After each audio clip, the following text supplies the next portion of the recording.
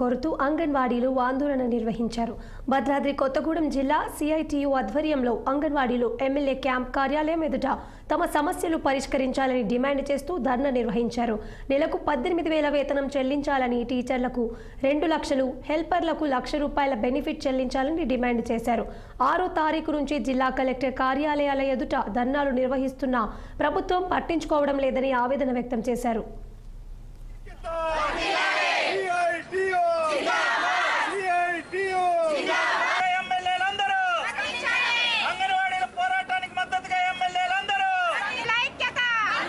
వచ్చే వరకు మేము కంపల్సరీగా రిలే నిరాహార దీక్షలుగా అవసరమైతే నిరాహార దీక్షలకు కూడా కూర్చుంటాం మేము. కాబట్టి ప్రభుత్వం దిగి రావాలా, మా సమస్యలు పరిష్కరించాలి. 65 సంవత్సరాలు నిండిన అంగన్వాడీ టీచర్ని కానీ హెల్పర్ని కానీ తీసినప్పుడు వాళ్ళ కుటుంబ సభ్యుల్లో ఒకరికి టీచర్గా కానీ హెల్పర్గా కానీ ఇవ్వాలని కార్యక్రమం ఎమ్మెల్యే గారి క్యాంపస్ ముందట జరుగుతుంది. కాబట్టి ఈ ధర్నాకి ప్రతి ఒక్క అంగన్వాడీ టీచరు ఆయాలు వచ్చి ఉన్నాము.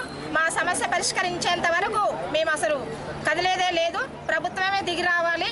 ఎందుకంటే మేము చేసేది చిన్నపిల్లల సర్వీసు.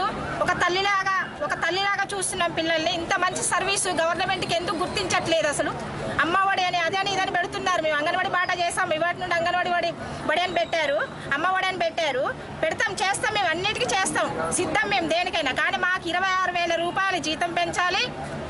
ఆయాలకి రిటైర్మెంట్ బెనిఫిట్స్ కల్పించాలి. టీచర్లకి ₹5,000 ఇవ్వాలి, ఆయాలకి ₹3,000 ఇవ్వాలి. ఇప్పుడు దిగిపోతున్న ఆయాలు కానీ టీచర్లకు కానీ వాళ్ళకి కూడా మా జీతంలో సగభాగంగా పెన్షన్ నుండి